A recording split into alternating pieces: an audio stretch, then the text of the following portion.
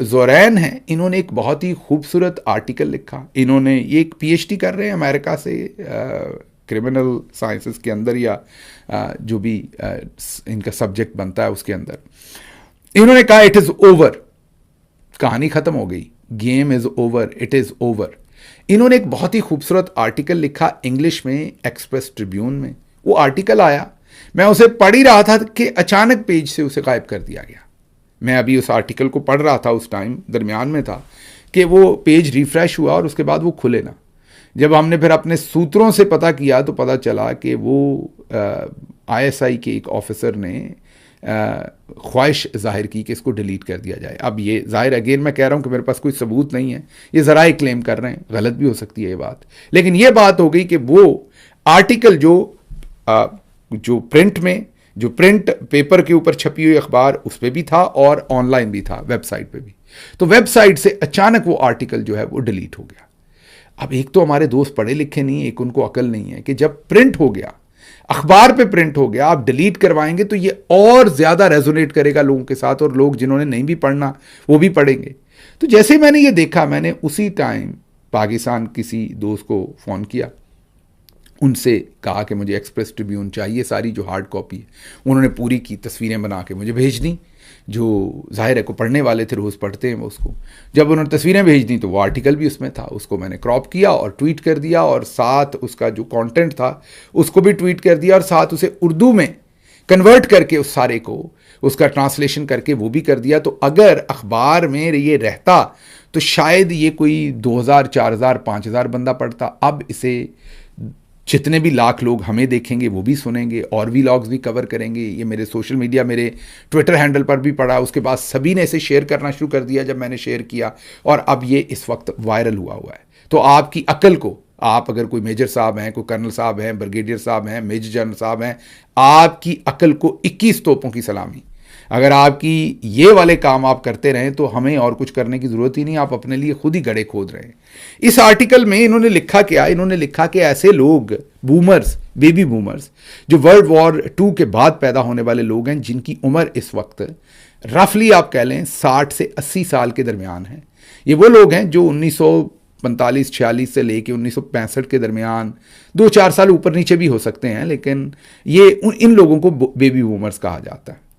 अब उन्होंने कहा कि ये जो लोग हैं, ये जो सारे बाबे कह लें, आपने जो भी कहना है, उन्होंने कहना है ये जो ताकतवर बूढ़े मर्द और औरतें हैं जो इक़्तिदार में हैं, इनके लिए ये ख़त्म हो चुका है। ये नौजवान नस्ल, आप जो कुछ इनको बेचने की कोशिश कर रहे हैं वो कुछ भी नहीं खरीद रहे। आप स्कूलों और कॉलेजों में जितने भी लेक्चर और अपने जो नैरेटिव को फ़रोग देने की कोशिश कर लें, ये काम नहीं कर रहा। पैट्रियटिज़म ज़बरदस्ती नहीं बिक रहा। ये जो हुब्बुल वतनी आप ज़बरदस्ती की बेचने की कोशिश कर रहे हैं, फितरी तौर पर ये तभी लोगों के दिल में बात उतरती है जब सब को बराबर के मौके हों, मजबूत इंफ्रास्ट्रक्चर हो और मौसर निज़ाम मौजूद हो, तो तभी लोग खुद ब खुद पैट्रियटिज़म की तरफ जाते हैं।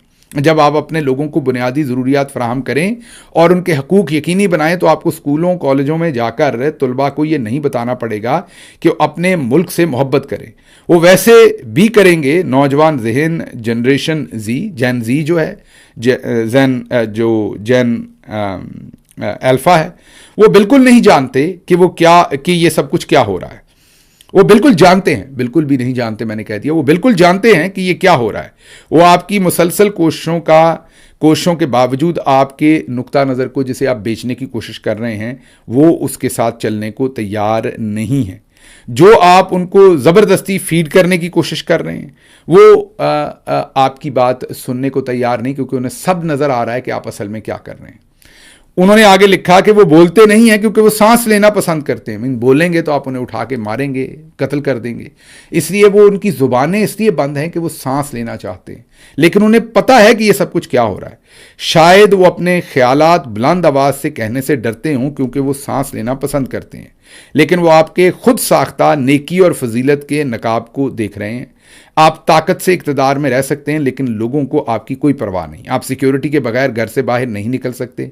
अगर ये आपकी आवाम में मकबूलियत के बारे में नहीं बताता तो आपको चीज़ों का जायज़ा लेना होगा। नौजवानों ने ये समझ लिया कि काफ़ी हो गया है, क्योंकि उन्होंने सीख लिया कि वो ताकतवरों को चैलेंज नहीं कर सकते, वो मुल्क छोड़ रहे हैं। ये बहुत मिसाली होगा अगर सोचेंगे वो करप्शन के खिलाफ तहरीक चलाएंगे, वो खामोशी से निकल जाएंगे और मुड़कर नहीं देखेंगे, क्योंकि उनके दोस्त जो बोले थे उनको खामोश कर दिया गया। गोलियां नहीं उन्होंने लिखा, लेकिन यही कहा कि उनको खामोश कर दिया गया, उन पर जुल्म किया गया।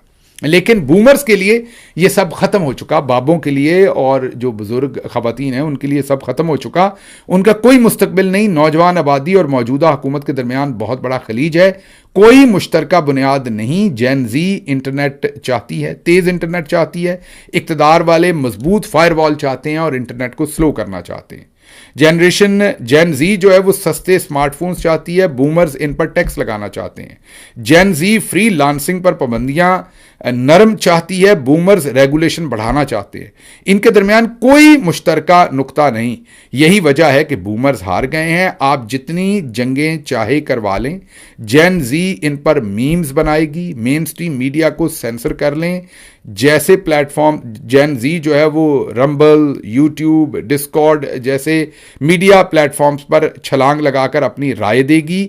बूमर्स अब आप ख्यालात को सेंसर नहीं कर सकते। वो दिन गए जब आप लोगों को बेवकूफ़ बना सकते थे, अब कोई बेवकूफ़ नहीं बन रहा। हमारे यहाँ हमारे पास लाइब्रेरियाँ नहीं, अपार्टमेंट किराए पर लेना अफोर्ड नहीं कर सकते, कार ख़रीदना अफोर्ड नहीं कर सकते। आपकी मेहनतों की बदौलत जो मईशत हमें सौंपी गई वो आपके इखलाक से भी गंदी है। लेकिन इस सब के बावजूद हम चलते रहे, किताबों, social media, coffee shops, double patty, beef patty, burgers में तसल्ली ढूंढते रहे। हम गंदे पानियों में तैरते रहे। हम आपकी टीवी पर तकरीरें नहीं देखते, क्योंकि अक्सर जो आप कहते हैं वो हंसी का समा है। बहुत ही खूबसूरत ये आर्टिकल लिखा है एक नौजवान ने, जो जाहिर है खुद भी जैन जी से है, और उन्होंने बहुत ही खूबसूरत आर्टिकल लिखा है और पूरी तफसील इसमें बयान कर दी है कि किस तरीके से हमारा आपसे कोई लेना देना नहीं है और हम समझ चुके हैं आपकी घिनौनी और गंदी गेम को। और अब आप कॉलेजों में जाएं, यूनिवर्सिटियों में जाएं, जहां मर्जी जाएं, कोई आप पर एतबार करने वाला नहीं है।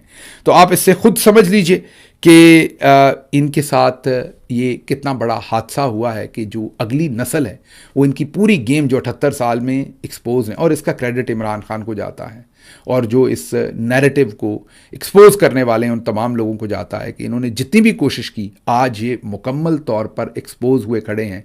और ये बहुत ही खूबसूरत आर्टिकल लिखा उन्होंने, ज़रूर पढ़िएगा।